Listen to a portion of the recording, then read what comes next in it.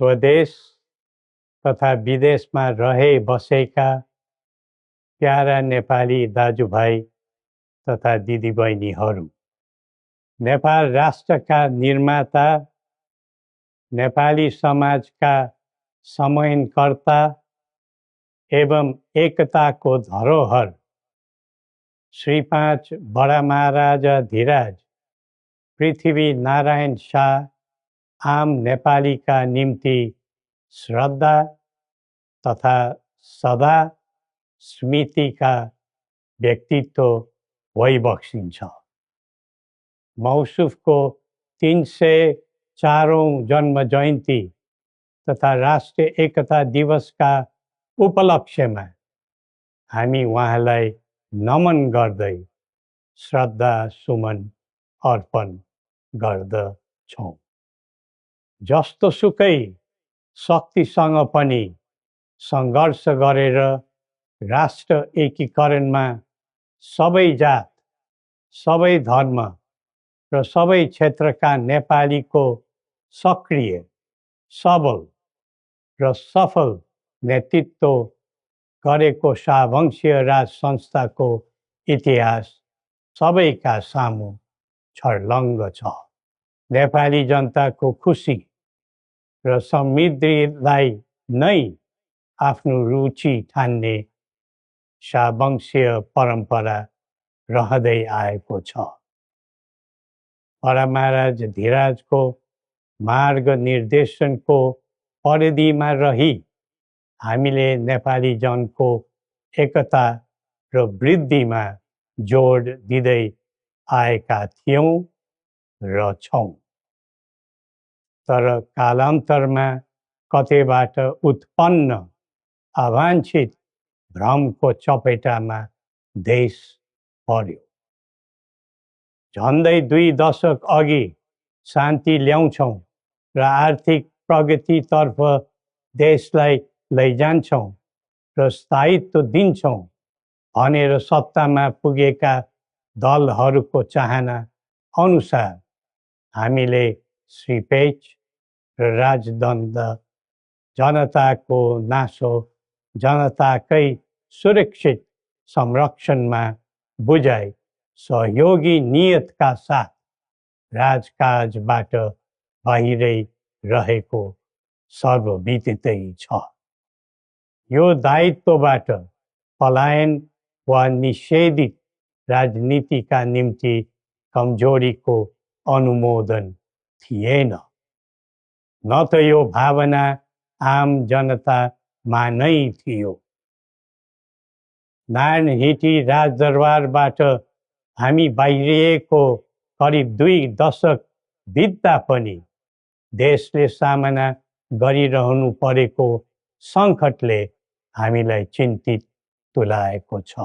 हिजो देश नबनेकोमा चिन्ता थियो, आज देश नै नबच्ने हो कि भन्ने निराशा पैदा भएको छ।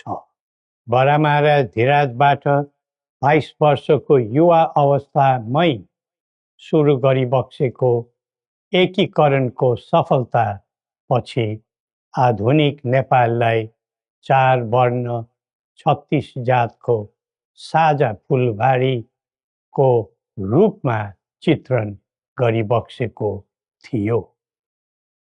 यो मुलुक राजाको मात्र होइन, जनता र राजाको समान स्वामित्वको देश हो भन्ने सन्देश पनि दिइबक्सेको थियो।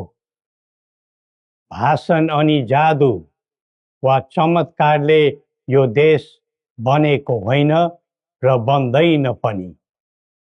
सबै जात, धर्म र क्षेत्रका नेपालीको साझा प्रतिनिधिका रूपमा काम गरेको राज संस्था जनताले सुम्पेको जिम्मेवारीबाट विमुख हुनै सक्दैन। सबै नेपालीले यो कर्तव्यबोध गरी पृथ्वी पथमा लाग्नु पर्दछ भन्ने हाम्रो धारणा र आह्वान पनि छ। नेपाली विश्वमा जहाँ रहे पनि नेपाली मूलको भन्ने नै हुन्छ। त्यसैले राष्ट्रको प्रतिष्ठासँग नेपालीको प्रतिष्ठा पनि सँगै जोडिएको हुन्छ। मुलुक स्थायी वा अस्थायी रूपले छोड्दैमा देशसँगको सम्बन्ध तोडिन सक्दैन। देशबाट जनशक्ति पलायन हुँदै जानुले देशको भविष्यबारे निराशाको सङ्केत दिइरहेको थियो। अब पुँजी र पुँजीपतिहरू तथा कर्मवीर उद्यमीहरूको समेत पलायन हुनु थालेको छ। यो क्रमलाई तत्काल निरुत्साहित र नियन्त्रण गर्न सकिएन भने मुलुक असफलताको सङ्घारमा पुग्न सक्ने सम्भावनालाई लिएर हामी आहत भएका छौँ। बरामारा धिराजबाट स्वदेशको पुँजी पलायनमा रोक लगाउनु पर्ने पक्षलाई महत्त्वका साथ जोड दिबक्सी जनता सक्षम र बलिया भए मात्र देश बलियो हुन्छ भनी दिव्य उपदेशमा उल्लेख गरिबक्सेको छ। जब जब युवा पुस्ताको भावना, चाहना र आवश्यकताको सम्बोधन गरिँदैन तब तब असन्तोष पैदा हुन्छ, जसले विद्रोहको रूप पनि लिन सक्छ भन्ने सत्य नेतृत्वले हृदयङ्गम गर्नै पर्दछ।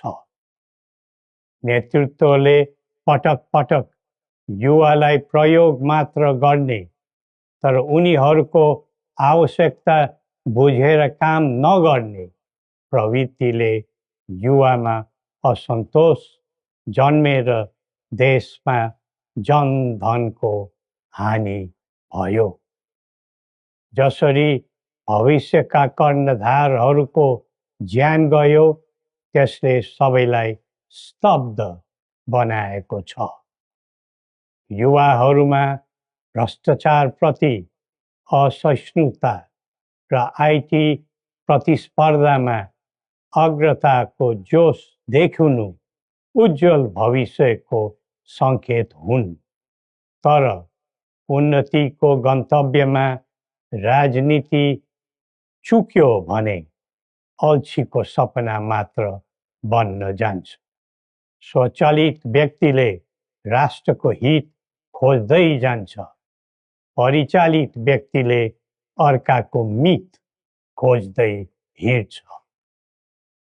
राष्ट्रिय सहमति बिना निकास खोज्नु समय खेर फाल्नु मात्र हो।